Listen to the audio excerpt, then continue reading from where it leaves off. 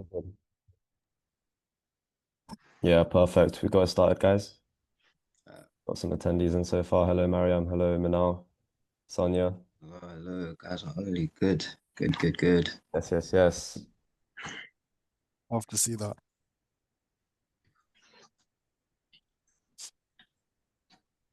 Probably wait like 5 minutes, 5 minute grace period. Yeah, just allow everyone to join in.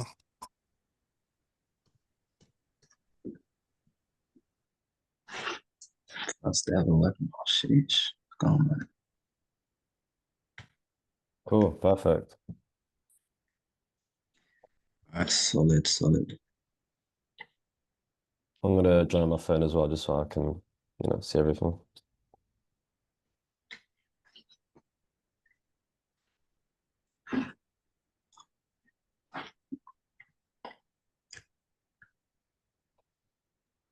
Hello to everyone joining. Hope you've had a great Um, August, great June, and yeah, hope you're ready for the first of 4 episodes of the August Apprenticeship series. Yep, yep, Yeah. yep. We're gonna have a 5 to 10 minute grace period, just allow everyone to come in, and then we'll get started. We're looking to get about an hour in today, and we will have a Q&A at the end, so you can give your own personalized questions to either one of us. So we've got Joel and myself. We are the co-founders of the Apprentice Room, and we are also joined by Faysal Hamzat, who's a member of the Apprentice Room, one of the first members we looked to get involved, and he is just like me, free-time offer holder in finance and law. And Joel, if you'd like to introduce yourself real quick. yep. So some of you already know me, Joel, incoming apprentice at Global Asset Manager. That some of you already know. So I mean, I've only gotten one offer, but I did secure a lot of assessment centers in the process. So I'd say pretty experienced when it comes to applications. And Faisal, if you'd like to give a little introduction. Yep, yep, yep. Hello, everyone. My name's Faisal. I'm a bit different to these two because I'm on a gap here. And being on a gap here, that's meant that I've gone through the application season 2 times over. So I definitely do have a lot of experience, both through the negative aspect and the success part as well. So yeah, I'm here to share my wisdom, if you will, about apprenticeships to all of you. Definitely. So yeah, just a few more minutes all, and we will be resuming shortly, where we'll begin with the first of 4 episodes of the August Apprenticeship series. Repeating myself in case anyone's joining now. So yeah, just sit tight for now, and we will see you soon.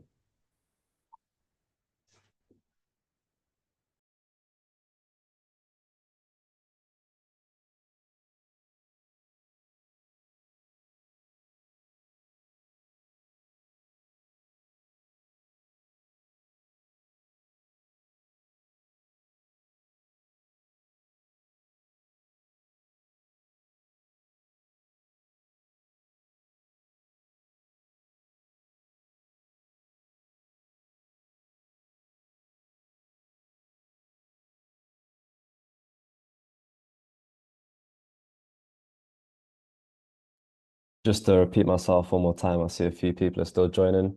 Hello, guys. It's Sofien, Joel, and Faizat today. And today we'll be hosting the first of 4 apprenticeship series.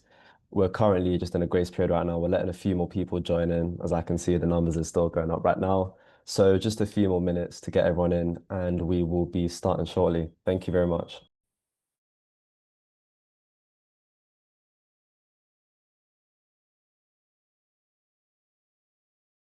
And just to give some attention towards the Q&A section, please do put any questions that you'd like. We are more than happy to answer them. At the end, we have a Q&A period where we'll be answering absolutely any questions in terms of our lives as incoming apprentices or applications. So please feel free to do so, and we will be monitoring that regularly.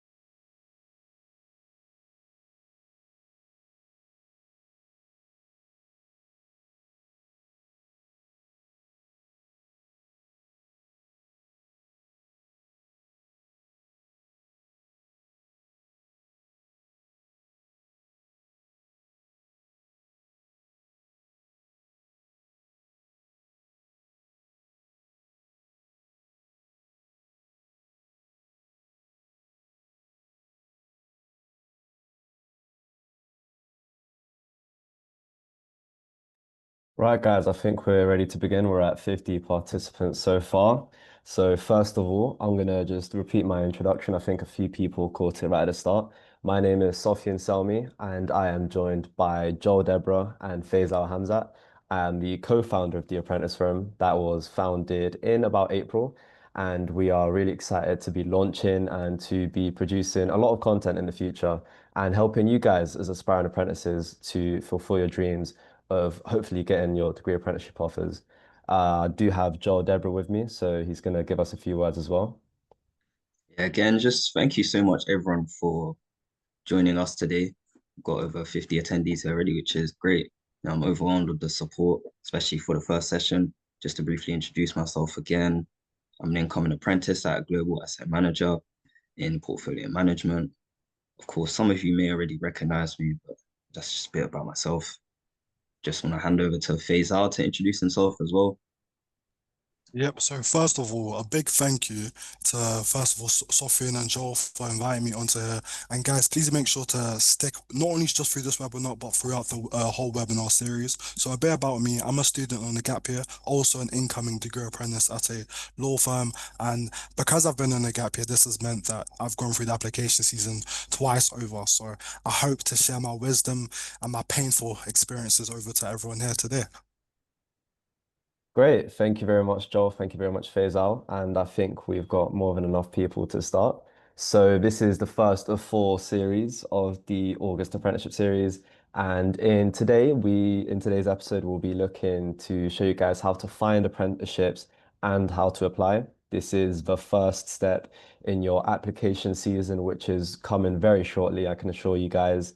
And it's really important that you're prepared throughout the apprenticeship season and you're making sure that you're well equipped and you're prepared. So we will be starting.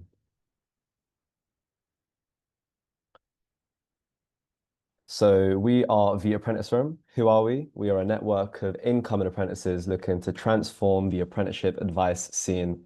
I'm not going to read directly, but I do want to say a little message in terms of apprenticeship advice and content. I personally, and me and Joel do hold the same belief. We firmly believe that for too long, the apprenticeship content scene has been quite bland. The apprenticeship advice has been more or less the same, and we're seeing the same themes being repeated over and over. And the purpose of the Apprentice Forum is to provide meaningful long form content that you guys as aspiring apprentices can consume and learn from. It's not just memes, it's not just collaborations, it's actual advice that you guys will be able to take on board and help. So we're here to change that, obviously, by sharing authentic, experience-based insights that truly support the next generation, which is all of you guys. So in today's masterclass, we will be looking at how to find your desired apprenticeship, how to apply with confidence and intent, two qualities that are well demanded during applications and are something that you're going to have to prove over and over again, how to utilize AI tools to boost your application. This is a really big aspect and is something that's only going to develop in the future. How to really tweak your timings for submitting applications, and obviously, we've got a large portion of time dedicated today towards Q&A sessions, and we will be having surveys and polls hopefully in between. Great. We're going to hand over to Joel, who will show you guys how to find an apprenticeship. Solid. So with this section here, just going to be exploring a few resources that I myself ended up finding whilst I was applying to apprenticeships, and also some of the core members in the apprentice room use. So you just go to the next slide.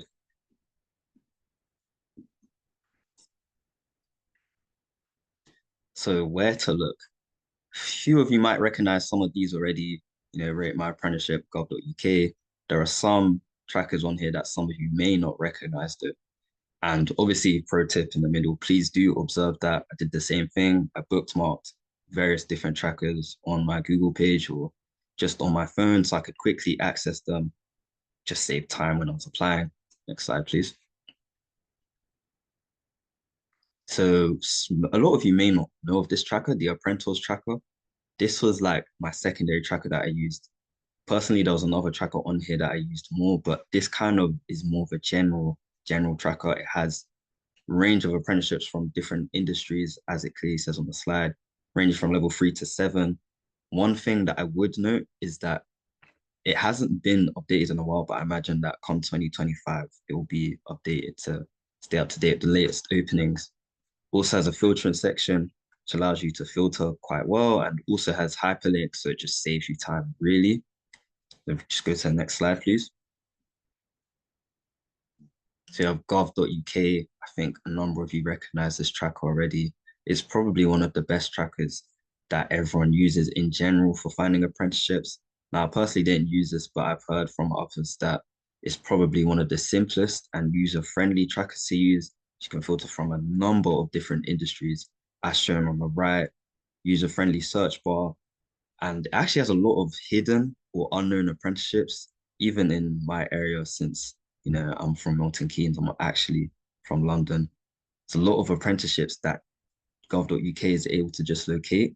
If we go to the next slide, my personal favorite tracker, which is the pre-uni tracker, or what used to be called the Bristol Tracker is now just called Tracker. It's definitely the one I would recommend every single person who has joined should use, because this is by far, especially for finance, the best tracker that one can use. There is a tracker for tech as well. I'm not quite sure how good it is since I haven't been on the tech side of things. I'm going to assume that it's been getting updated though. With the pre-uni tracker, one of the best parts of it is that it shows when applications opened last year. So I think in Google, if you just type up Bristol Tracker, you should be able to access it for free. It will show you the different stages involved in the process. For example, if there's an online assessment, if there's a higher view, there's an AC at the final stage, etc. Also filters by closing date. And yeah, I think it's just overall solid tracker. And they always do add to the tracker during application season. So it's updated as it's going. Next slide, please.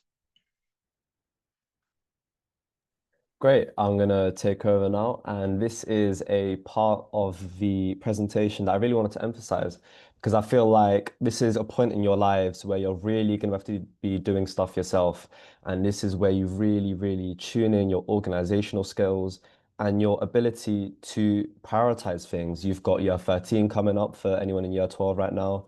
And for gap year students, this is also a time to really just lock in, basically. So I'm going to show you guys how to make a DIY tracker that will help you track your own applications and let you put in little edits every now and then just to really keep yourselves on top. So it's really, really, really quite simple. You're going to use either Google Sheets or Excel, and you're going to open a Google Sheets on Google Drive, or if you have a Word subscription, you can go through there. You're going to name your tracker, and you're going to write out all the key pieces of information for an apprenticeship. And just to emphasize this, guys, please do take pictures of the slides as you go. We will provide the link for the entire presentation. But it would be really nice if you guys could just take pictures because this is really, really user friendly and it's going to help you guys in the future. So you're going to write out all the key pieces of information for the apprenticeship, whether it be role, company, level, or location. And as you apply, I want you to fill it in more or less every day. You can open a key as well, literally by color coding. And I like this a lot because it's just so easy to use.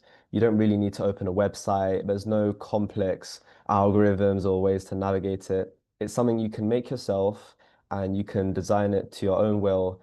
And over time, as it develops and you apply to more and more apprenticeships, it's going to become more easier to use. So as you can see on the fourth picture, we've got an example of someone applying for law. So those are the Magic Circle law firms. And it's really easy because you can just type it in, your opening date, your status, your location. And it also just keeps you on top of assignments, which is something we'll cover a bit later on, because assignments are a very, very large part of your applications. Maybe not now, but a bit more in the future where you do start getting further in those stages because you do not want to miss those deadlines. A lot of the times, in my experience, and I'm sure in Faysal's and Joel's too, you're really, really running low for time because you've got several assignments at one and you're trying to micromanage. This is where it comes in and just helps you with all of that by laying it all out in front of you. So now we're going to hand over to Faysal, who's going to go over for tailoring your CV and cover letter, a massive, massive part. Yeah, so continuing on to what Sofien just said, your CV and your cover letter is essentially the very first impression the firm gets to have of just you, right? Imagine there's been thousands of applicants, and now this is the first time they can actually put a name to all the experiences that you're going to eventually speak about. It is imperative, vital almost, right, that you get your CV and your cover letter correct. Now, what is a CV and what is a cover letter? A CV is simply just a list of all your experiences. And the one good thing to have in your CV is a range of experiences as well. So let's firstly go over what should a CV do and what does a good CV look like.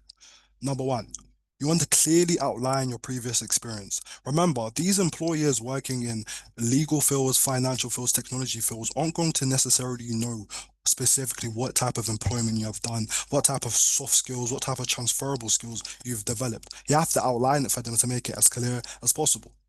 Number two, provide key information for aforementioned employers. This goes hand in hand with the first point. If you do not have enough information that's actually important and relevant, your CV will just get discarded, right? The early careers team and the HR team, they're going through thousands and thousands of CVs, right? You need to make sure your all your experiences are relevant and easily noticeable and easily identifiable, which is why you need to use clear formatting as well. Within this, right, a good way to ensure you have clear formatting is adding adequate spaces. There's many CVs that people have sent to me, and I'm sure Sofien and Joel may relate to this, where you can't read, you can't differentiate between what's experiences or what's extracurriculars, and it all just looks messy. And this is from other apprentices or other incoming apprentices, other applicants. Imagine what the early careers team is, how they're struggling to look through it, right? So keep it to one page as well. Now, this point here that's said in brackets about how recruiters only scan for a few seconds. Let's be very real here, right? These recruiters are scanning through thousands of CVs, right? They need to be able to see all of the main relevant pieces of information at a glance. And if your CV doesn't have clear formatting, doesn't provide key information, and doesn't clearly outline your previous experience, once again, to be harsh, your CV will get discarded. Keeping it to one page max is optimal, okay? Now, a bit more harsh and a bit more lenient, but still equally as important. Show your interest and your extracurriculars, right? You don't just want to seem like a robot. You want to show that you have a passion within that whatever field, industry, and the role, right? And a lot of your extracurriculars and skills, obviously, don't just pick the fact that, I don't know, you did Boy Scouts when you was 5 or 7. Maybe do something that has a bit more linkage or relevance to your current role or your aspiring role that you want to achieve, right? And that can be anything, a range of things. For example, I link the fact that I work at a fast food place called German Doner Kebab, where I was literally working with kebabs and how I wanted to be a lawyer, right? The world quite literally is your canvas. You can link anything together as long as you provide relevant information using clear formatting and all the rest. Now, for the last part, for what a good CV should do, obviously include, please include your grades and your key subjects. This is such a small thing that people have missed out. But if you can't show attention to detail in your CV where you're actively essentially begging for people to hire you, they're not going to be confident that you're going to show attention to detail if they were to hire you, right? So it's the devil's in the details, right? You need to make sure you're doing the right things and you're showcasing that you are reading through, you're vetting through, and you do care about clarity. So I'll quickly scan over this. A bad CV or what a CV should not do, don't provide personal information. Like I've seen a lot of people put in their addresses down to their door number. Once again, this is superfluous information, right? The employer does not need all of this, right? And think about how many, don't you feel uncomfortable? I don't know, sending your personal information to all of these employers. Please don't do this. It's not necessary. Secondly, do not lie. Do not lie, especially in the legal field, for example, right? It's a part of the lawyer code where you have to be not only conduct yourself in a good way, you have to conduct yourself in a moral way as well. So if you're lying in your CV and they do come to find this out, you could end up going down a number of bad circumstances as a result. And nobody wants to have to do that or have that uncomfortable conversation where they check up on that. So it's just not worth it, right? Now, lastly, don't just list your responsibilities. This goes hand in hand to what we're saying about what a good CV should do, right? All your responsibilities you've done, or all the tasks you've done, all the roles you've done, you don't just want to list them in a bullet point drop down list format, because that's just boring to read, right?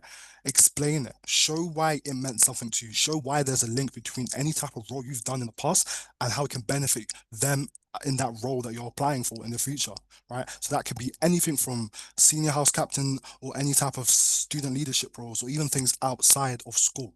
Anything can be used.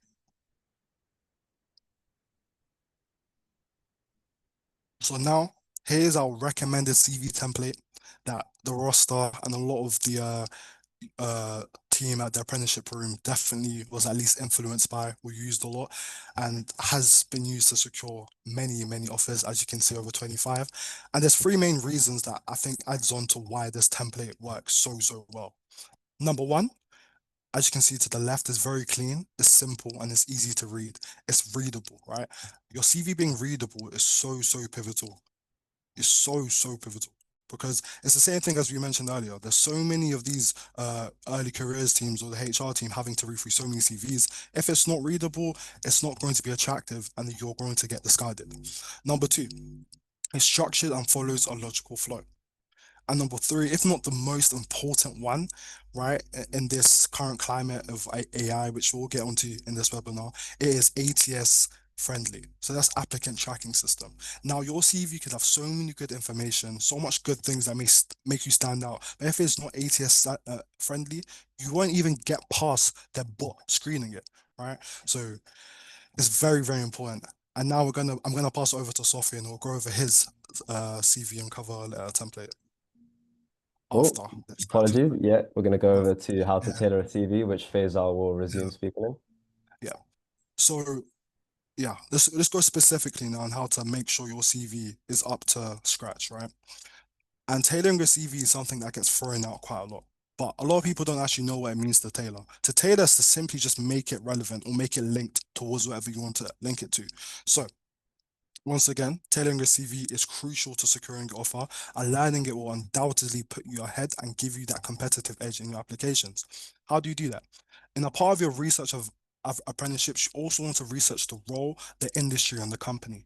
Link your work experience to that company's specialties. Link your experiences and your extracurriculars to all of the things that that company talks about and what they prioritize. For example, a lot of the companies I apply to, they really cared about doing something to do with EDI. So I made sure I spoke about a position in my life, or a role or responsibility in my life that linked to, you guessed it, EDI.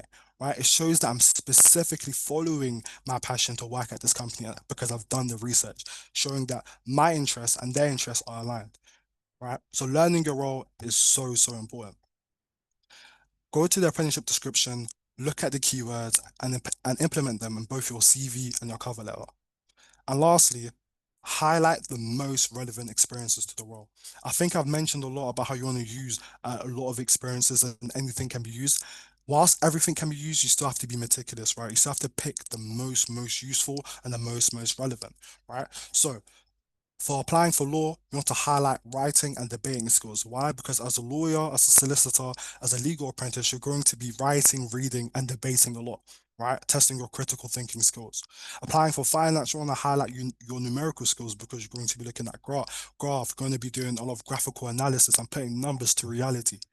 And then for tech, you're going to be you need to be able to highlight projects and certificates. Tech is a lot more experience based. They need to see your ability to use, especially a less tangible sort of system of computers, and how you work around that into the real world as well. So you want to make sure you have that whole database of experience behind you. So now we'll get on to the part that I got a bit excited and jumped over. And Sofien, could you then go over it, please, after I do this one again? Yep. Yeah, no worries about that. Sorry about that. So the about me section, you have to make sure, right, that you have awareness of the whole route. You have to talk about, one, the career progression, two, the pathway, and three, the salary changes. I mean, I'm not going to even talk about the importance of the salary changes. I think everyone cares about the salary, right? I hope so. But the about me section is very important as well, Because without the about me section and without that professional educational summary, once again, the employer has very limited information about you, who you are, and why you want to work here. It's almost like an additional part for you to keep on developing yourself.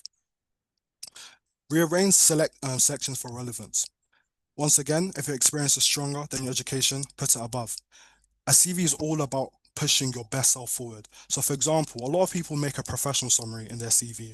I didn't make a professional summary. I only focused on an educational summary. This is because I have strong GCSEs and strong A-level grades. Also, I held a lot of senior positions in my school, meaning that I knew that my educational summary would be stronger than a lot of people's professional ones. And lastly, tailor your achievements with results. You need to focus on achievements that show measurable and tangible progress or results, right? So using specific metrics like 20% increase in school fundraiser donations shows that you're a person who's results focused. Great. Cool. And now cover letters. Now, a lot of people struggle to use cover letters because they simply don't know what it is. The best way I like to define a cover letter in my head is simply thinking about it like an additional personal statement that goes alongside or accompanies your CV, right? And before you start on your cover letter, you need to understand what the company does, what the role is actually doing on a day-to-day basis, and what do they provide and what information they provide you with in the application process. So, the main benefit of a cover letter, for me anyway, considering my personality, it introduces me, right? It gets them to have a little taste of who I'm going to be and how I'm going to be like as not only an employee, but a colleague, right? As well. It adds a human touch to application. I'm no longer just a person who has just a list of experiences I've talked about that I've obviously going to jazz up to make myself as attractive as possible, right? It tells the company who you are beyond your CV and why you're interested in the specific role and company. Going hand in hand with this, it shows motivation and enthusiasm, right? It lets you explain why you want the apprenticeship, what excites you about the company, and why you're a good match. It gets to go into further detail about relevant experience and skills that maybe you couldn't fit into that one-page specific max CV. They can go into further detail and talk about more personable things, right? It can explain gaps as well or unique circumstances. So for me, for example, I had really random projects that I couldn't exactly right fit into the what's it called into my CV. There's just too many different specific projects I did. For example, I did one working with my local council, but I knew I had more relevant legal information that could be put on my CV. But I put that in my cover letter, right? And that boosted my application without compromising the integrity of my CV. And lastly, it shows and demonstrates communication skills. A well-written cover letter can show you can communicate professionally, which is valuable in any role, especially across the corporate field, working a 9 to 5, right? You're going to be communicating on a day-to-day basis, right? Whether that be informally and during coffee chats or formally during emails and conversations within your team. Great. Thank you very much, Faysal, for that quite lengthy section, which is Yeah. tailoring your CVs and cover letters. I really appreciate that because that is a key part, regardless of what industry you will be applying to. And I wanted to show you guys my personal cover letter that I used to secure an offer in finance relatively quickly. Actually, I got this offer in around November, which was only 2 months into the application season. And I firmly believe the reason I got this offer was because I was applying with intent. And I was showing that throughout my applications. And the easiest way to show that is through your cover letter and CV. So if you guys would like to take a little snippet or just take a good look at my cover letter, it just it's well worded. I think that's the first thing. It's just purposeful. That's what I'd say. Every sentence of this cover letter matters. I'm not at any point waffling. I'm not at any point going on a tangent. Every single word here has its own purpose. And by the end of the cover letter, what I built was something that was just very meaningful and showed to the recruiter and the assessor that I was capable of not only the role, but also just advocating for myself as well. So relevant experience, first and foremost. I'd say that relevant experience is the basis of your cover letter. If your cover letter isn't talking about your experience and your skills, then it's more or less useless because that's what you're pushing. Imagine you're trying to sell yourself like an advertiser. Why should they hire you? Why should they go for you? The easiest way to show that is by proving yourself with experience. So thirdly, I talk about skills and reflection. Transferable skills are really important, and it's something that regardless of your industry, you will need and you're going to need to prove. So talking about teamwork, talking about adaptability is highly important, and it's something that I'd urge all of you to put in your cover letters. And last and probably the most important aspect of a cover letter, um, side by side with experience, is motivation. Because at the end of the day, it's a motivational letter. It's something that's supposed to persuade this assessor or recruiter that they should hire you. And you should show this genuine interest through your words. And how you do that, you talk about your experiences and how it motivated you towards the specific role. So in this case, I was quite interested in accounting and finance. And I showed that through my experiences where I talked about how certain panels that I listened to really drew me towards numerical skills and organization, and that which later winded down into why I wanted to apply. And like Faysal mentioned earlier, the cover letter is an extension of your CV. If there's something that you don't, if there's something that you can't fit in that CV, whether it be breaks in your experience or specific parts that you'd just like to extend on, this is your perfect opportunity. This is where you can really go in depth and explain on a personal level why you have certain bits of your CV that may be off, or just unique aspects that you'd like to extend further on. And I have done this as well. So the last bit should always be a summary. You really want to just like end off on a high note and summarize really well by talking about not only your experiences, but also your skills and your reflection and your motivation. This should be the last bang that should convince them that they should hire you. And we're going to pass over to, oh, myself actually, in terms of how to use artificial intelligence. So AI is something that I'm quite passionate about because it's not only something that I used throughout my entire application process, but it's also a theme that's only going to be more common. For example, when I was in the final stage for my apprenticeship at KPMG, which I did eventually land, my entire assessment center was based on artificial intelligence. Because you think about it, like the entire thing, the questions and the stuff I got asked from the recruiters, it was all about AI.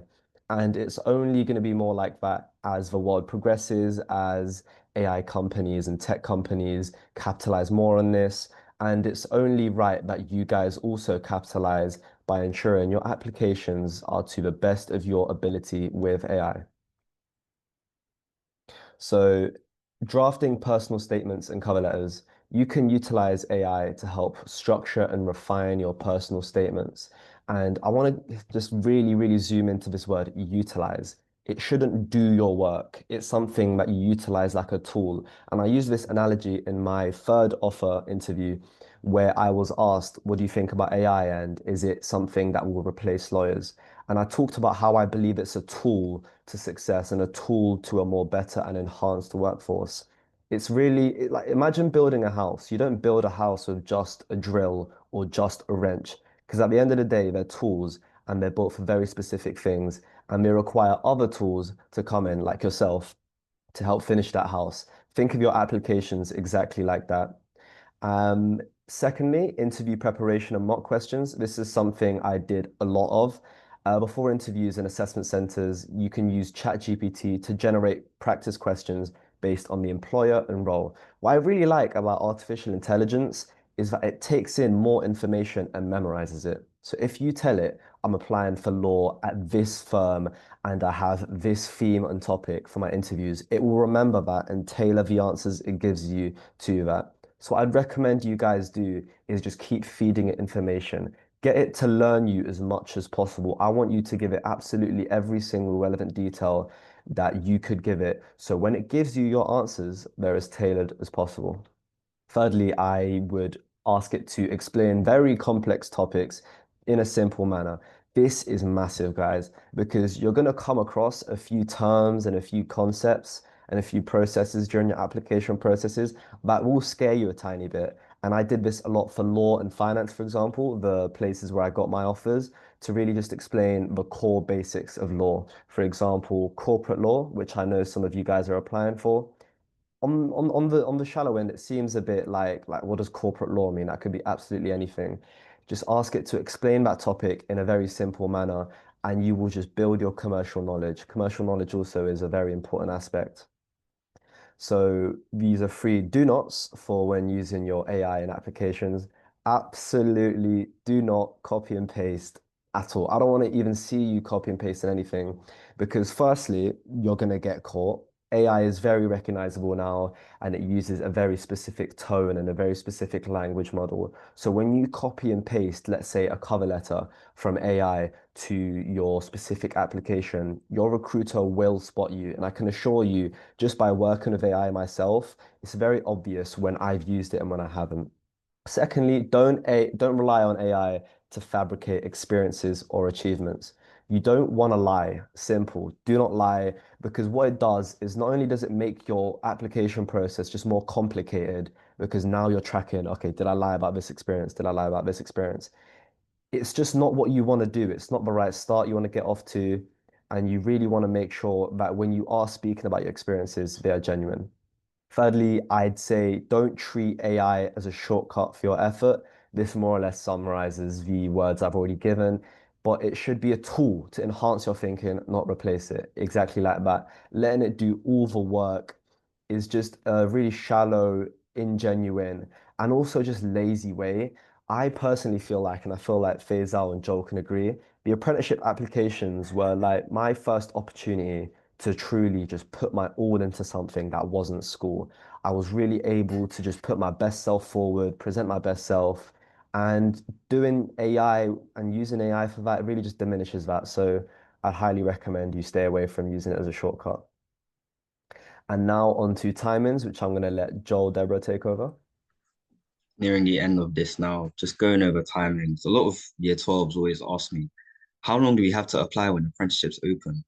I would say when I was applying or when we were applying at the time, it was generally like a 48-hour to 72-hour window to apply to apprenticeships. But I feel like this year there's a lot more year 12s who are clued in on when apprenticeships are opening.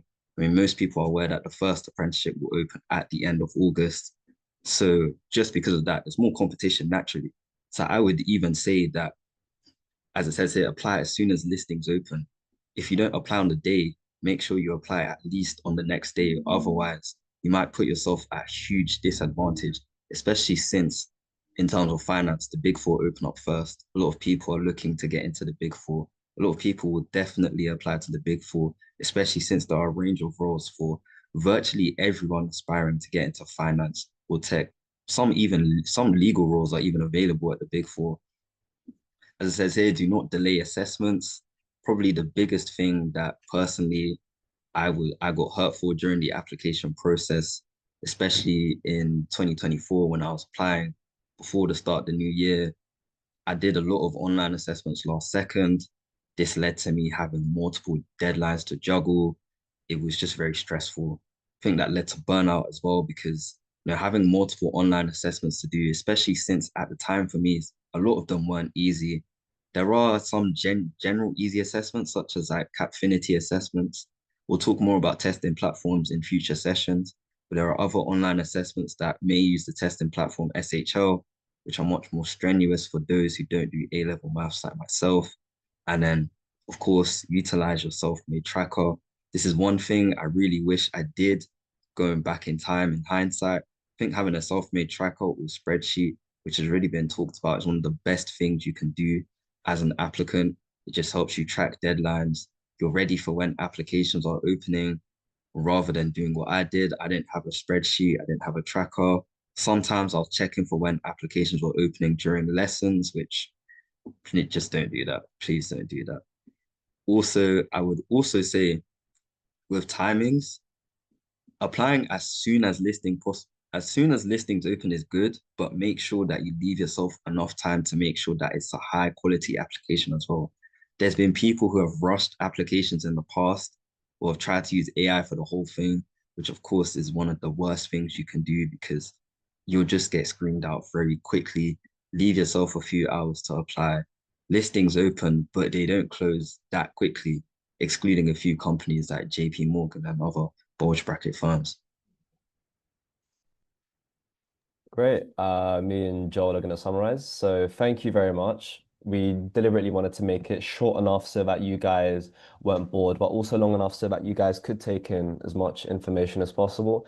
This is the first of 4 sessions in the August Apprenticeship series hosted by the Apprentice Room. And we'd like to just thank you once more for joining and taking time out of your day to just learn. We're going to let Joel take the next bit of the finalization. Yeah, again, huge thank you for everyone in terms of joining. Almost, in fact, more than half of the people signed up are here, which is great. Great to see the enthusiasm and great to see a lot of people are eager to get ahead of the game in terms of application season. This is just really the start. I think the webinars will only get better and better from here since this is arguably the least Definitely, important stage of the process. So definitely. I agree. naturally, the next stage or the next session, which will cover online assessments, will be much, much better, much more information. But yeah, now I think pass over for Q&A questions. We'll open up the floor board to Q&A questions. Some have Thank you already very much, been guys. raised in the chat, so I'm gonna address some that I've already answered myself. But someone did ask initially, what psychometric tests do firms use, and how do I ace them?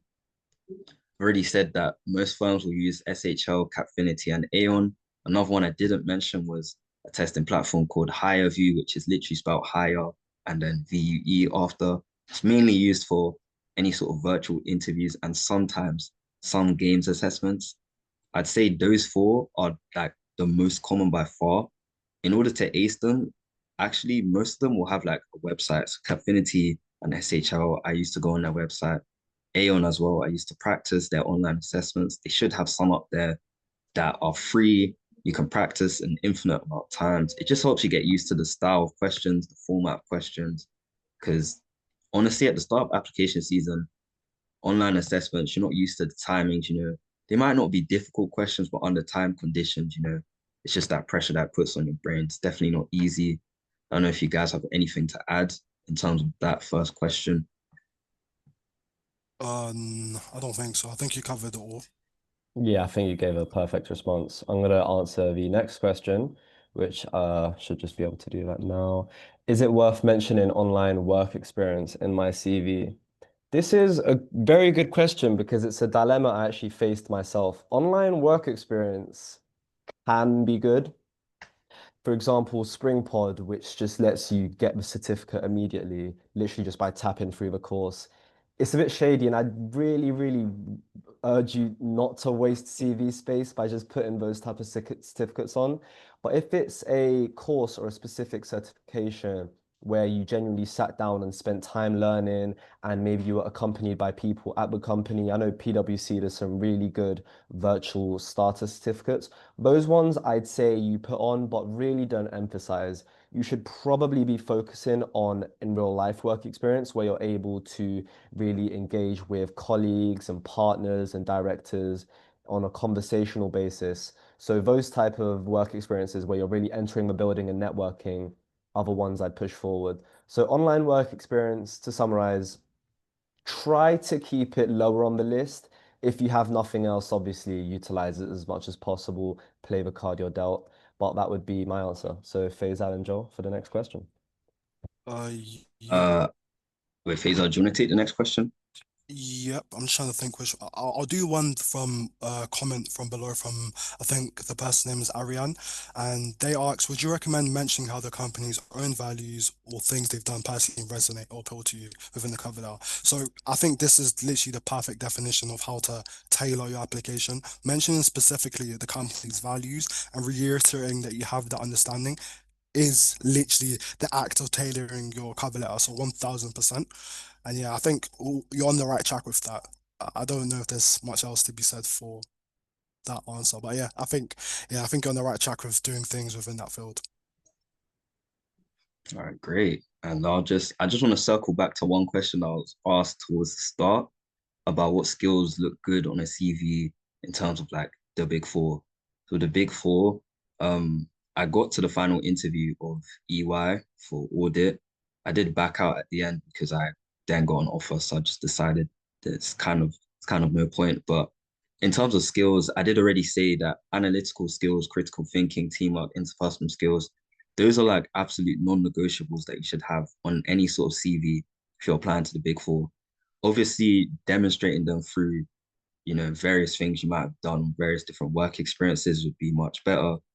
I mean, you can list them, but someone might just read that and think, oh, he's just listed a bunch of skills.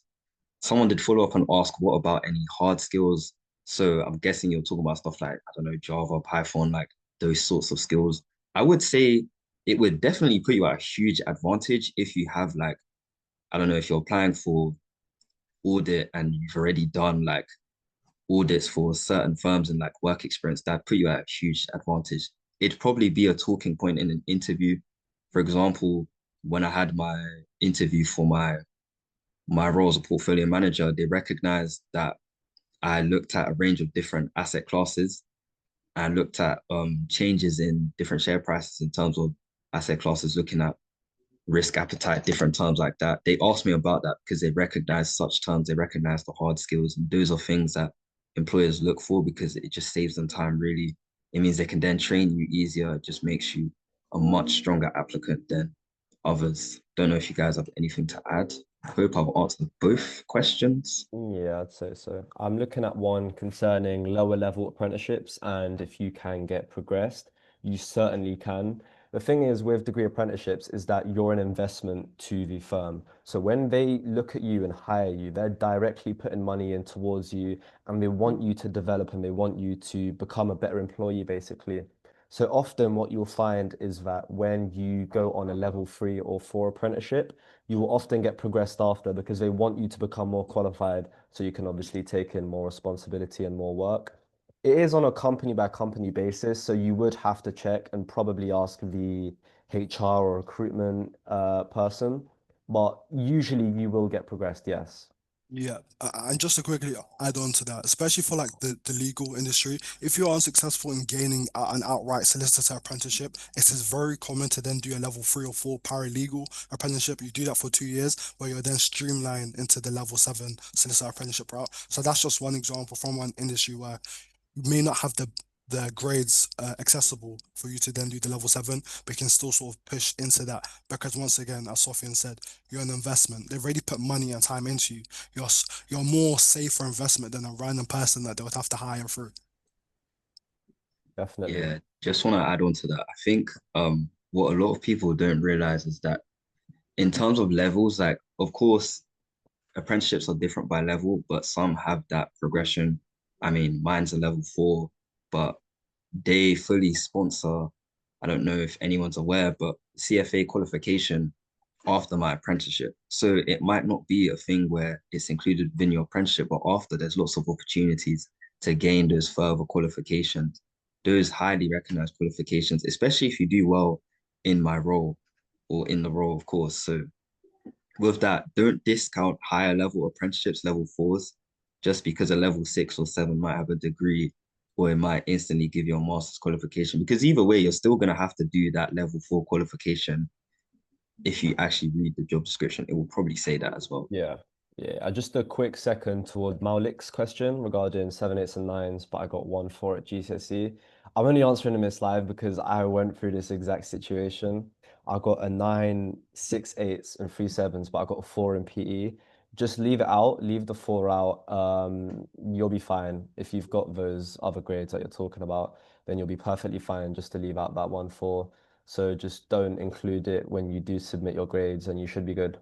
So yeah, I just wanted to answer that because I went through that Yeah. myself and I Yeah, think a lot of people end up just doing a grade point average yeah, and then yeah, stating the grades they got for English language and maths because those are the most important GCSEs. yeah. Also, just wanted to say you did remind me the biggest GCSEs that I want you to put on your CV are English language, English literature, mathematics, and your 3 sciences. You really don't need to put any other ones unless maybe you studied like politics or law and you want to go into law, vice versa. So other than those 3 really big ones, I'd probably advise against putting any other GCSEs on.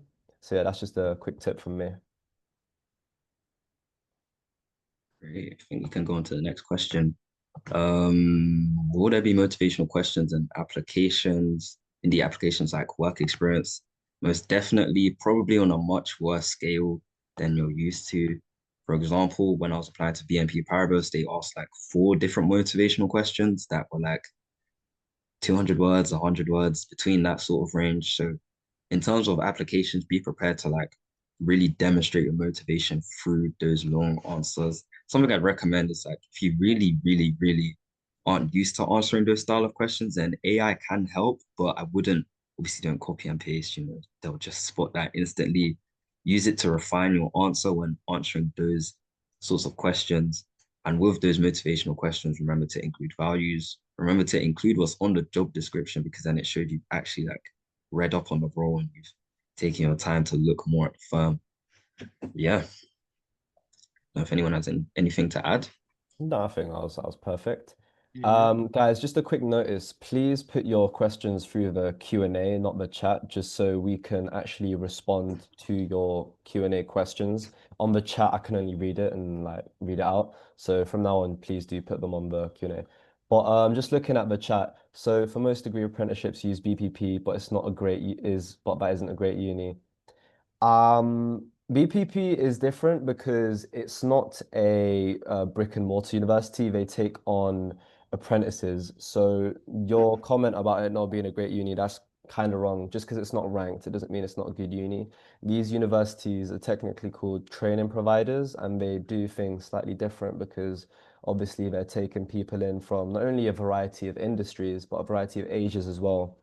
You'll often find that even 30-year-olds are going from a level 4 to 7 just because they want to upskill and possibly get employed. So that's my response towards the BPP coin. Yeah. Yeah. And that's so very true because irrespective of what university people, professionals have or they've gained, they still end up going to training providers such as BPP to fully get that qualification. So you can't see or view BPP as a atypical university. But just to echo what you said, as a training provider. Yeah, definitely. So I'll just take a quick peek at the Q&A section now. Do firms expect you to have hard skills on your CVs, or are transferable skills fine? I'd say transferable skills are perfectly fine. Firms aren't looking for people that are qualified. They're looking for people that can qualify. So what I mean by that is you may not necessarily have much qualification and experience yet. I mean, we're all 18, like there's only so much work we can take on, right? They're looking for someone who's capable of learning. And how do you show you're capable of learning? Through transferable skills. And transferable skills are something that can be shown regardless of job, whether or not you're working at Waitrose or Fort Park, whatever it may be. So I really emphasize transferable skills in your CV in comparison to hard skills. Do degree apprentices have a graduation ceremony? From my knowledge, they do. Whether or not they look the same as university, I'm not too sure. But me and Faysal, we're actually at the same law firm, and I'm pretty sure they do hold a graduation ceremony. See, I'll pass on to Joel and Faisal now. Yeah. I just want to quickly answer those two questions that are pretty similar that I've got a lot of personal experience to relate to. So one of them being, what's the best thing to do for GC grades? We're pretty average, but then you locked in for A levels. And another one is, does an average grade of GPA of 6.5 at GCSE put you at a disadvantage? So I'm going to answer both of them, right? So my GCSE grades were pretty average. The highest grade I received was 8, but on average I was getting 6, 7, 8-ish, but 8 was literally the cutoff point. Does it limit you and put you at a potential disadvantage compared to another person who's gotten higher grades? In theory, yes. But once again, grades isn't the only thing they look at. So don't let that limit your thinking, right? Because grades isn't the only thing they look at. As Sofien has mentioned a lot during this webinar, you are an investment, right? They're not just judging your current state, but they're judging your future potential, right? They're thinking, is it worth to put this asset in this much asset into one person, right? And what's the likelihood of getting a return on investment? Now, to go on to the second part about what's the importance of looking into A level. So that's quite literally what I had to do and what I had as a mental thing in the back of my head. So I ended up going to achieve very good A level results, right? And that definitely boosted my application success, especially as a person who took a gap year, right? So definitely don't think your GCSEs are the be all end all. Your A levels are very important. And if you lock in and you put that on top of work experience, networking with the right people, and other things that this webinar series will touch on how to boost your application success, I can near guarantee you will gain at least one offer. Thank you very Solid. much. Just want to answer. There's a number of questions in the chat or in the main chat that I don't think got addressed. Yeah. Someone asked how long does it take to receive an offer? Some people have been fast tracked and already have offers right now, but assuming you don't get fast tracked, let's say obviously Sofien has gotten his offer in November, around that time period for most like accountancy firms, since they hand out quite fast. November to December is the fastest time people can get offers legitimately without any sort of fast track. Another question is what is the timeline of application season opening and closing? Funny thing is, there's still an apprenticeship open right now for our year. So basically until results day, really. The first application will open week beginning like August 23rd, 24th. So from then until basically results day, you have time to apply, you have time to get an offer.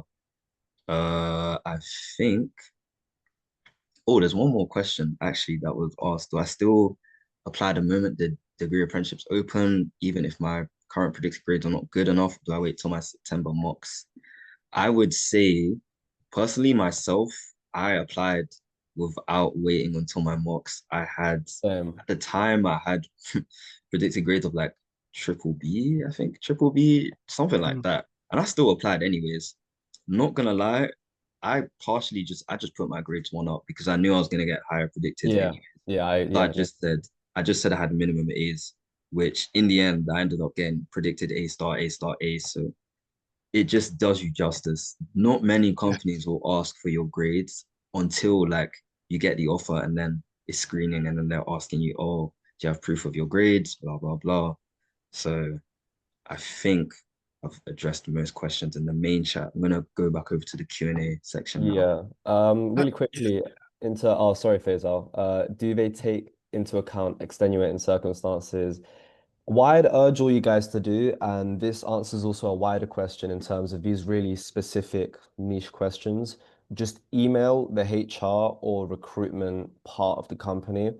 Like you'll find out so much more information by just sending a really nice, well-worded email to whoever it may be. So what I'd urge you guys to do is if you do have these really specific circumstances or things you want to just clear up with the companies you're applying to, just email them and get rid of that fear of getting aired or whatever it may be. So just do be sending in emails because questions like these we can't really answer you because we're not the company themselves, and each company has its own policy on who it hires and whatnot. So I'd urge all you guys to just email them. Yeah, I think checking the chat quickly. Someone did ask a question earlier about what if at this point I don't have any. Okay, I feel like that's been addressed already through different answers that you can do virtual work experience for. Yeah. I didn't have any in-person work experience in year 12 actually. So I had to use part of year 13 to get some in-person work experience. Just quickly use the brokerage for that. They do a lot of inside days that you can use on your CV. The one I used was Deutsche Bank's working in the city at the time until I got some better in-person work experience, which I then just replaced Deutsche Bank with. Also would use Forage, that is another good resource. Or there's like a Amplify Me Accelerator, Finance Accelerator. Yeah. We A lot will of put people, the links to all of these programs on the chat just so you guys don't forget them. yeah, a lot Um, of Sofien and Joel, could you answer this question? Because it doesn't affect me that much, but someone asks, how is results day related to the application process? So obviously you guys care about results day. Obviously I'm a gap year Yeah. student, so I'm sorted. But Yeah, yeah. so it's specific to each company you're applying for. Some companies will demand specific grades from you. Some companies might want, for example, an A specifically in maths. For me personally, I need to get 3 grades. That's it, 3 specific grades. Anything above that, obviously, I'm good. And I'd say it's important. I'm gonna assume because I haven't actually started my apprenticeship yet and I haven't hit results day yet. I'm going to assume that if you don't make those grades, the company will make some sort of concession for you, which is basically where they try to onboard you anyways, maybe possibly give you an entrance exam or a university exam. So results day isn't something that obviously you guys have to worry about now. You still got a year. In terms of grades as a whole, I would like to say this. Grades really don't matter. Everyone, more or less everyone, is predicted triple Bs or above. So your A star AA predicted really doesn't differentiate you that much. And I want to emphasize this because people often fuss about these little details, for example, predicted grades or will I be able to meet it? Focus on yourself as a person. Are you as employable as possible? Are you as cultured and knowledgeable as possible? And when you go in that interview, will you be able to provide a scenario and an experience for every single question they have? Focus on those type of problems, and I can assure you, you will get 20 times further than really like focusing on these like nitty-gritty topics such as predicted grades. So that's just something I wanted to clear up in terms of questions as a whole. Great. There's another question that hasn't been addressed earlier. Someone talking about the Aon Work Insights program. I think it does give you a lot of soft skills. I personally haven't done it, but I know that you do a presentation on a project. That's easily a piece of work experience you can use on your CV. You've worked in a team that can answer a ton of competency-based questions, which will be covered later on in the series. You've done public speaking and presenting. That is very easily something you can whack in on your CV. And if you're applying to insurance companies, people will recognize Aon, and it might make you a more effective app. You're more likely to get screened through, especially if companies maybe rival firms or firms within the same industry. And there's another question that's talking about minimum grade requirements for level 6, 7 apprenticeships. GCSEs wise, doesn't really, they're not, for the big four specifically, they don't really demand high GCSEs, maybe like 4 or 5 in maths and English, nothing too crazy. There are like, if we're talking about banking, then GCSEs, you want to have at least a 6 in both English and maths. Investment banking, they might ask for a 7 in maths or just A-level maths with a grade A or something. With A-level grades, you want to have minimum, bare minimum, a triple B, 120 UCAS points equivalent. I would aim for minimum A's personally for level 6 and 7s, just being weary of the competition because that's pretty much what everyone else has. And Yeah. someone else has asked, would you recommend applying to level 4, level 6 apprenticeships at the same time? I would I wouldn't be too selective with it, to be honest. Like I did the same thing. I applied to level 4s, 6s and 7s. Only thing I didn't apply to is level 3s because it's just some level 3s are there's only a few that are really good, but I just didn't bother. They're more or less going to be the same thing. If you actually do your research, some level 4s are better than some level 6s. Agreed. So I think I've answered multiple questions there. What would you do? Hold on, I just saw a very odd, 1 second. It's something to do with being rude. Um, Apologies, I'll find that question and respond to it later. If you guys find another question to answer, please do so. I found another question. Is networking events really a big deal to join? And if so, how can you network? LinkedIn Uh, legend. You can answer this. uh, just I feel like in a lot of communities, they'll host a lot of events.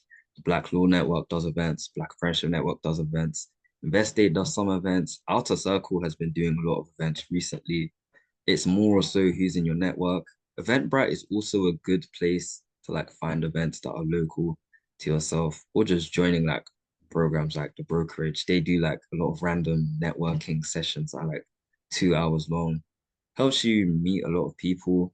In terms of networking on a human level, for me, I just be funny. Like just show that you're a human being.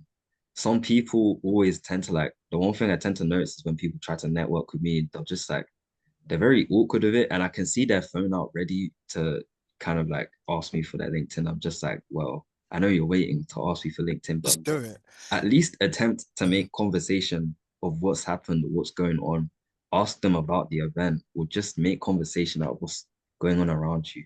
It makes it 10 times easier to network if you're a funny person or if you're personable to the other person's personality. That's just a question I've answered there. I don't know if any of you want to answer any questions now. Oh yeah, just a quick notice. In terms of any links or resources we've provided, we will make sure to email them to all of you, or I'll just post it straight onto my LinkedIn. So in terms of Excel sheets or the brokerage foundation or the Apprentors Tracker, which I believe some of you had an issue accessing, I'll make sure to provide all of those. Yeah, I found a good question that we could, I guess, all take a carousel sort of way to answer it. So Jessica asks, with apprenticeships being so competitive and they're going to get even more competitive, I think we can all agree on that. What would you say made you stand out to recruiters? So I could answer it then Sofien and Joel, for example. So Perfect. as a person who, as I mentioned, been on a gap here, meaning I've gone through the application season twice now, the main thing for me was taking that time to fully understand the process, right? Fully understanding the what I needed for each stage of the application. So this is why stuff like this webinar is so good. It puts you at such a big intangible advantage because you truly get to understand, okay, the first stage, I need to have a very good CV and cover letter. The second stage, I need to start preparing for online assessments, which you guessed it is the next week's webinar episode. So make sure to tune in for that because all of these things are things I wish I had going through my first year of application. I had no idea about everything, right? So that's definitely one part. And my second part, I think, was after I started to realize I didn't gain any apprenticeships, I said I'm going to make sure any sort of weak areas have been improved on. So for me, I had done all of my work experiences in year 12, so I was pretty sorted. So the only thing I had left to focus on was my grades. So I focused heavily on my A levels and preparing for my inevitable gap year. Inevitable gap year. That's crazy. I Yeah. knew it was good. Oh man. Yeah, standing out. I get this question quite a bit, and thankfully I have quite a short answer, and it's one I want all of you guys to like absolutely memorize. Simply be authentic. Literally, if you're able to correctly quote yourself and your own experiences, and even if you have not worked a day in your life and you haven't had a single work experience, you've lived a life, you've lived 18 years and you've interacted with various people. I want you guys to be drawing towards your own stories and yourself to make yourself look different. I did that, Faisal did that, Joe did that, and absolutely all of you can do so. Really make sure that when you're talking and you're talking about a specific story or a specific experience, only you could make up that story. It's almost like literally writing a story, right? Because it's your own life, and I want you to draw from your own experiences. So that's the best way to really stand out by simply being confident in yourself, what you've gone through, the skills you've learned, and the experiences you've gained. On to Joel. Yeah, just to answer that question, very good question, by the way. Sofien has basically summed up some of what made me stand out, just carrying myself well as a person and being authentic. A good point I'd like to raise, which a lot of it's a common weakness I've noticed amongst lots of year 12s. I do a lot of mock interviews with year 12s, and common weakness is that most year 12s can't interview or can't communicate in a good way verbally. Yeah. Professionalism is a skill that, even though it goes without saying, it can take you a long way. Being able to demonstrate high levels of professionalism as an individual, as a candidate, that could be shown through having structured answers. Now, how do we get structured answers? Having a document or multiple documents of questions you predict that might come up that you want to have like a short answer to, let's say bullet points, just because you don't want to be following the script because then they might be able to tell. I perfected the following questions. Tell me about yourself, walk me through your CV, why the company, and why the role, because those are the most common motivational questions that came up in almost every single interview that I did. Those four questions, walk me through your CV is less common, but I was asked this question when applying to BNP Paribas. So it is a question that they can throw at you, which is why it's important to A, memorize your CV, and B, memorize your own story as a candidate, one that others can't write. Hope that answers your question. Great. Looking on to the, oh, just one second. Yeah, if you guys could.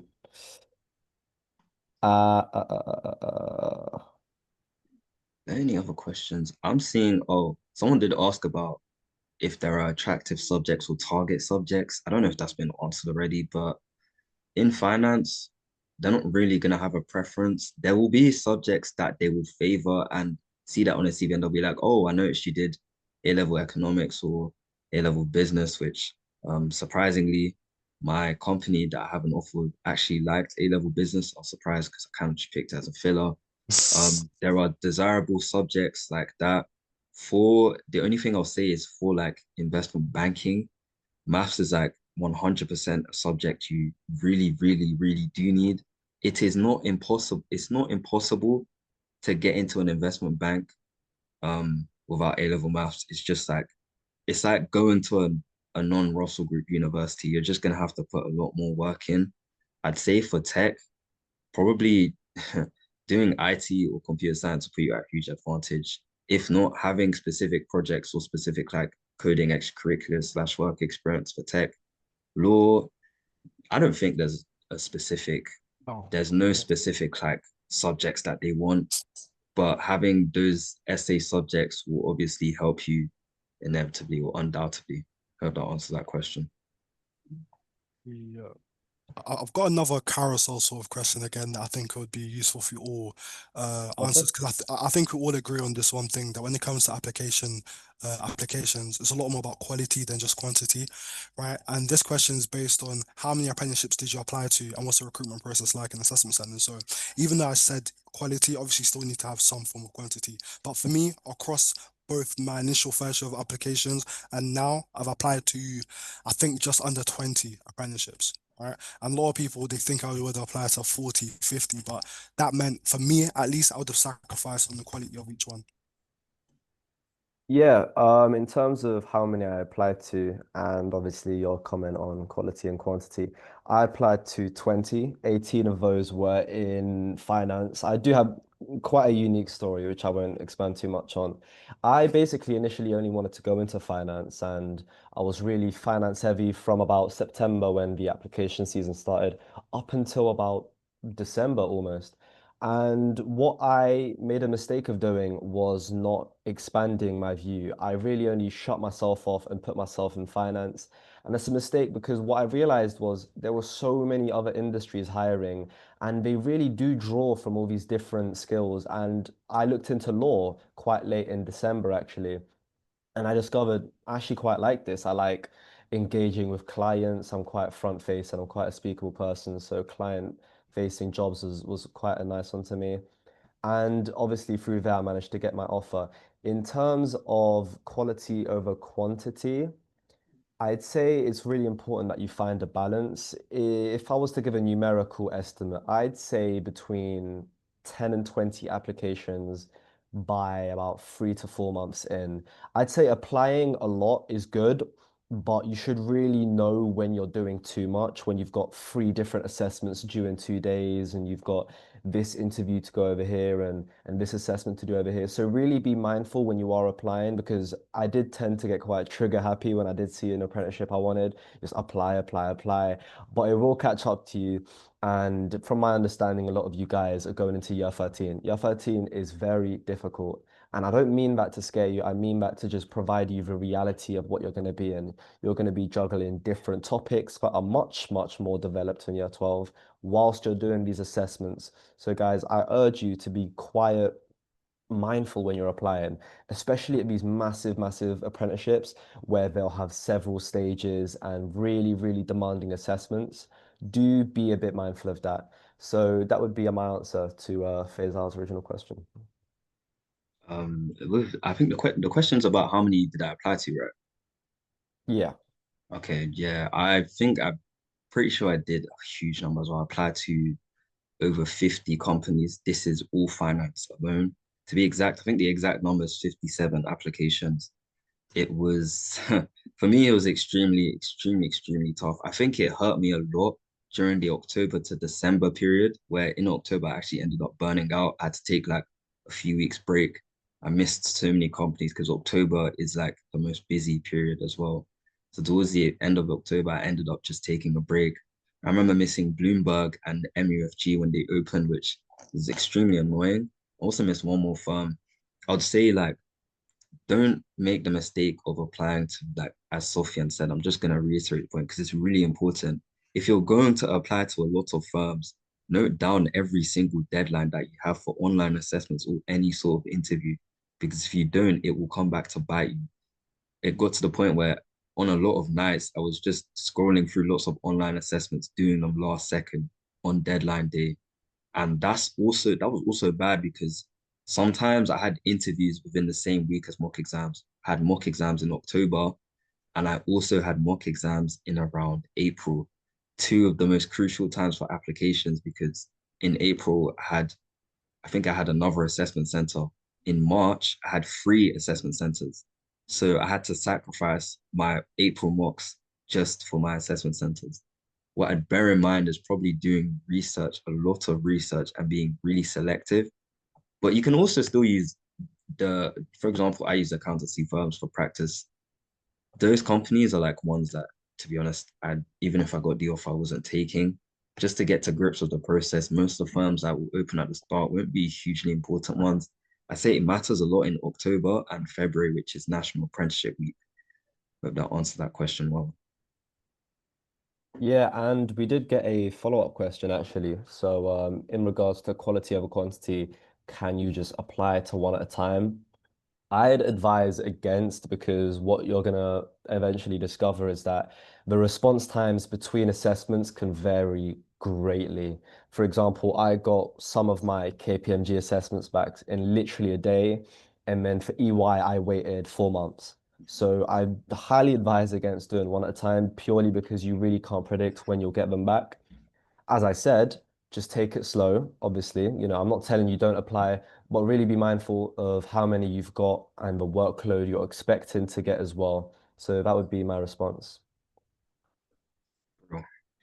I think I'm seeing a question that, oh, I'm seeing a question you lost earlier. What should you do if the interview is rude to you and you feel like your interview went bad because of them? That's a very, Oh very man, I feel interesting bad. All question. my days. I, I, I just don't think you should run into an interview that's rude to you, or you might run into interviewers that are blunt or a bit hard to like Definitely, yeah, find you will small do talk that. with Yeah. because they just want to follow the script and get the interview done and over with. But if an interview is rude to you, not gonna lie, just email HR or call up the company because that's just a separate matter in its own self. Yeah. That And Exactly. should just not Yeah. happen ever. just a quick point in regards to interviews. This one thing that I always took into my interviews was really something that just helped settle the nerves. I saw my interviews as conversations. It's as simple as that. And it's something that the third and final offer did. They called it a conversation with an early careers advisor instead of an interview. It was an interview, but what I'm trying to get at is that once you see this interviewer as just another human being and possibly your next employee, you'll really settle yourself and kind of almost lower your guard. And by doing so, it allows the conversation to flow more. Because what you tend to find is the longer your interview and the longer that the interviewer is engaged for, the more they probably like you. Otherwise, they just want to get it over with, get it done, and get on to the next person. So by having it a conversation instead of just an interview, you're opening up the ground to leaving an impression. You want to leave an impression on that interviewer. That is the one thing I always sought out to do, no matter what. I wanted to leave that room knowing that when I left, the interviewer was like, yeah, I like him. Even if I didn't get the offer, just being able to leave an impression is a very good skill. And the best way I went about doing that was creating a conversation, not an interview.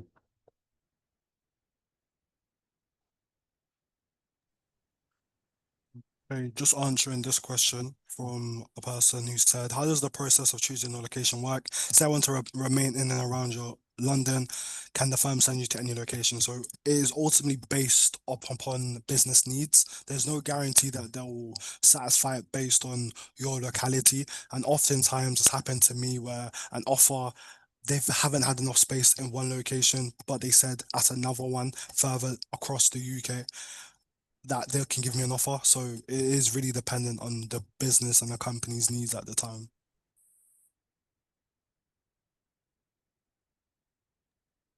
Oh, Yeah, yeah, I think I've seen a question. Can you still get in with the BTEC? Well, it's definitely, I don't really need to expand too much on that. It's just very possible. They don't 1000. really have target or desired subjects again. BTEC very possible. I know a friend who has multiple offers with a BTEC level 3. It's extremely possible. Yeah. Definitely. I think we've got about a few minutes left, so I do want to run through a few more questions. I don't want to leave anyone unanswered. When applying to apprenticeships, did you reach out to people during the apprenticeship recruitment process? This was something that I was intending to highlight in the interview webinar, but obviously I'll answer it right now. Definitely, I would implore absolutely all of you to try contact at least one person in the company. Not only will you be able to get insights and information that no one else can access because they're not contacting people in the company, but it also just shows initiative. It shows that you're willing to do more, shows that you're willing to put yourself ahead. So I'd highly advise you guys to do that. And if you do, which I hope you will do, join the interview stage webinar, which, if I'm not wrong, is the third of our four-part series. I'll go in depth on how to curate and give a really good message to possible people to talk to via LinkedIn because you will get aired. It's inevitable. But you can obviously reduce those chances by being really likable and sending a very concise and clear message. So that's my answer to that question. Yeah, that's a good answer as well. Very good answer. There's a question I asked earlier. What if you feel like you don't have a USP? I'm gonna just tell you right now, you're categorically false. Every single person, in my opinion, has some form of unique thing about them. You just may not know how to best word it or execute it, right? My USP can literally be the fact that, as I mentioned earlier, I worked in a kebab shop. Not many people are, one, gonna have worked there, and then two, talk about it in a law interview, right? Or even an application. So it's about what you think differentiates you, and that can literally be any lived experience that you've been through. Yeah, I really like that. It's beautiful. Yeah, and I definitely agree. Really just look towards yourself and your experiences, regardless of whether or not you've got work experience or not, and just think, how can this make me a better employee and a better person, a better lawyer, a better banker? So yeah, if you know a person that works for a firm you're applying for an apprenticeship to, is that you you can. I mean, it's not something that I had the opportunity to do.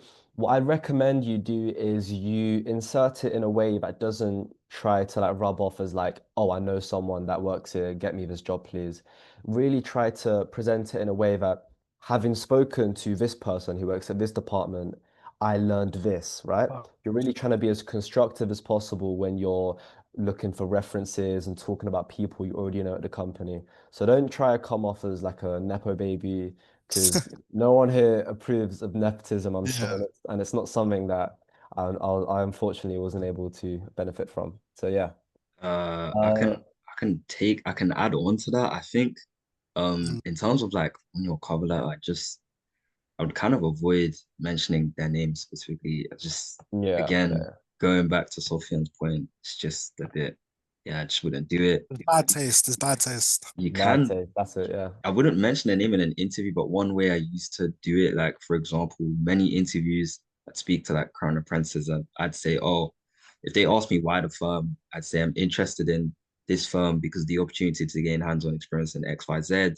When speaking to current apprentices, I wouldn't mention their name, but when speaking to current apprentices, they talked about how, I don't know, welcoming the culture was, for example.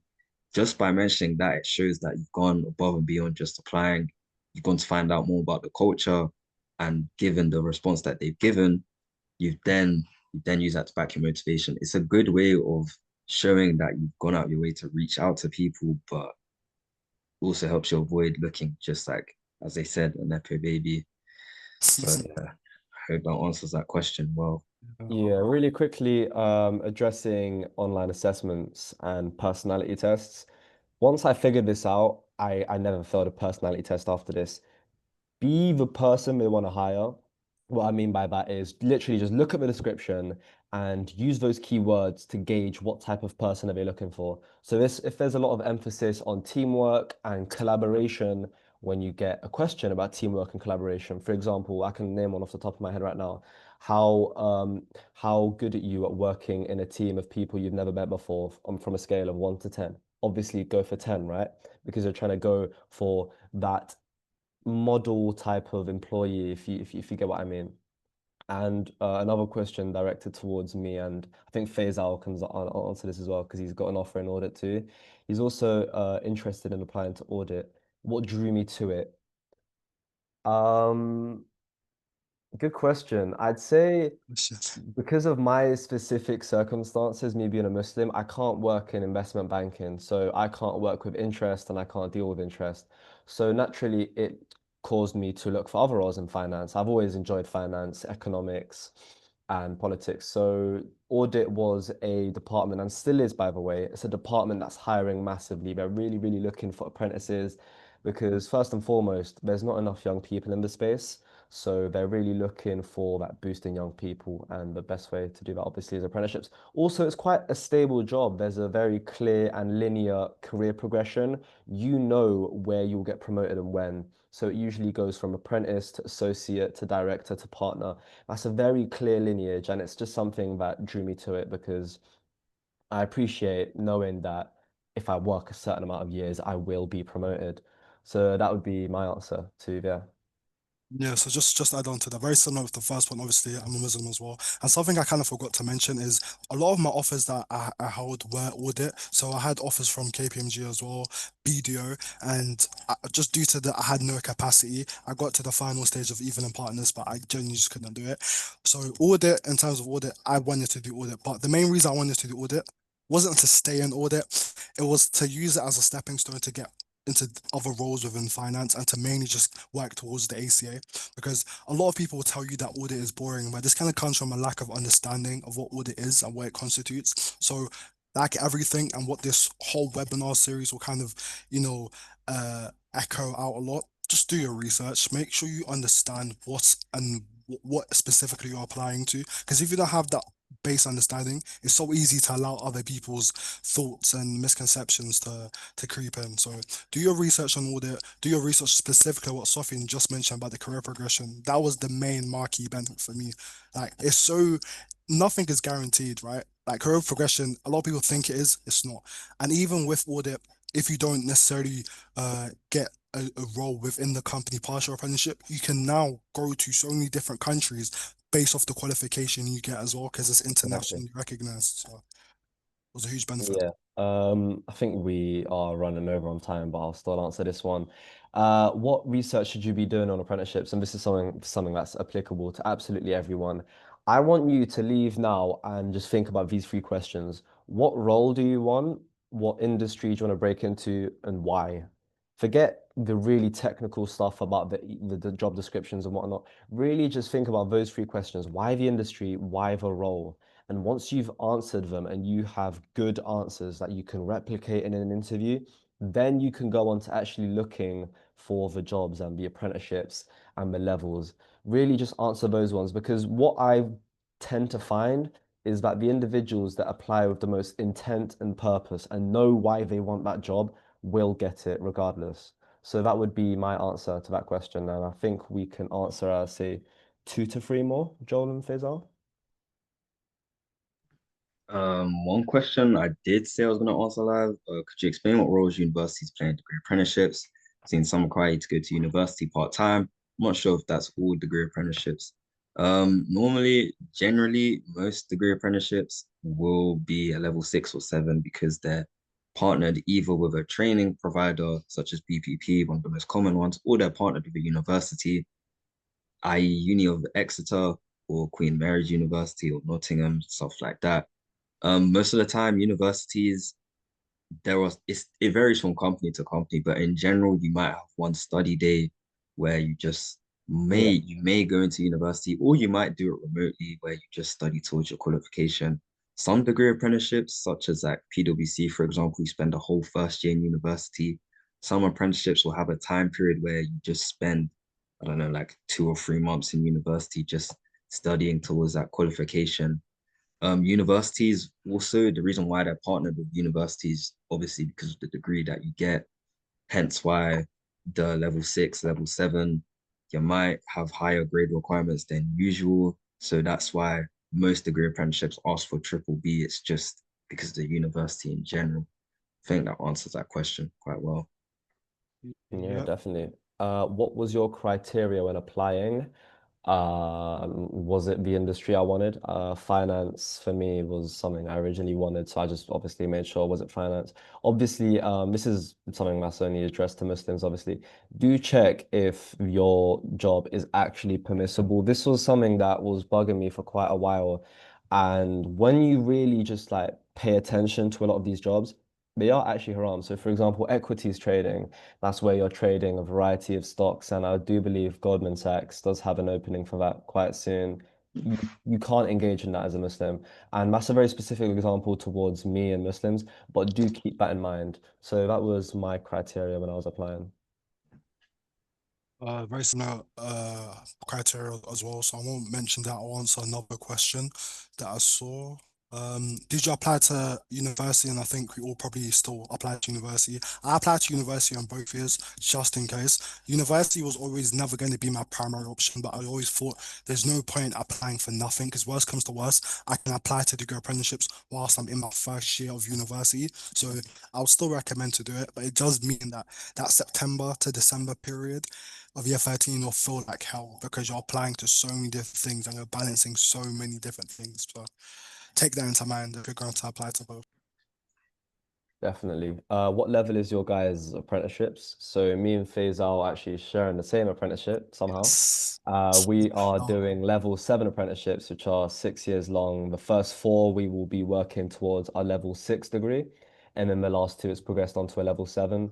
And Joel, if I'm not wrong, is doing a level 4 apprenticeship. And just to comment on Joel's apprenticeship, because a lot of people hear about level 4s and instantly like discredit it or like put it lower on a scale. Joel's going to be qualified quicker. So he's literally going to be someone of employment and someone of qualification quicker than us. We are going to be apprentices for far longer than he is. And that means that he's going to have more time in a corporate setting with actual responsibilities. So there are pluses and cons to having a level 7 and having a level 4. So I just did want to address that before we got some comments, because I feel like there is a bit of a misconception in terms of lower level apprenticeships. exactly. Yeah. Yep, great. Thank you. I think you've got just the last question here. You guys apply to any DAs outside of finance? Since I have a passion for fashion, wow, and thinking of applying to finance, yeah, I think for me, I did apply to like other random companies. Like for me, I applied to like Tesco's at some point. That was just a joke, to be fair, but Fair enough. Tesco's do have a level 7 apprenticeship. I think the only difference is mainly it's probably going to be an accounting audit role. You're most likely, I think the main difference will be the type of companies or institutional organizations you work with. If you apply to a fashion company, then obviously you'll be auditing for Burberry slash getting involved with clients who may work with Burberry, which could be good or bad depending on what you like in life, just in general. So quite short answer to that. What companies would you Yeah. recommend? Or I can quickly answer this one. What companies would you recommend for audit, like your top five, Big Four plus Grant Thornton easily? Yeah, Quick ones simple as as well. that. Simple as that. I think we're Uh, gonna wrap it up, guys. I'd just like to give a quick notice. Firstly, thank you all so much for staying for basically 90 minutes now. I think there's about 44 of us left. Thank you really much. We really appreciate it. And we are expecting much more content to be coming out. We've obviously got 3 more parts of the webinar left, so please do join. Thank you, Hamid Wahid, for that comment. It really does mean a lot from so yeah, we put a lot of work into this to really make sure that you guys could get as much as possible from this. So there's going to be 3 more episodes, and please do follow the TikTok, The Apprentice Forum, and do follow our personal TikToks as well. I'm called Sofien Speaks. Joel Debrah goes by joelxstephens, and Faysal Hamzat, I'm pretty sure it's just Faysal. So yeah, Yep. thank you all very much. The link will be posted very soon. Recordings will be posted as well. I'm looking at actually putting it on YouTube, but we'll probably get it on LinkedIn as well. And we will also look to get just a few more resources that we've put on as well. So thank you very much. It truly means a lot, and you guys have made my week, and there's a lot more coming. Thank you very much, guys. Thank you. See you in the next session, guys. Hopefully, Appreciate most it. of you will All be the best, back. guys. Thank you very much.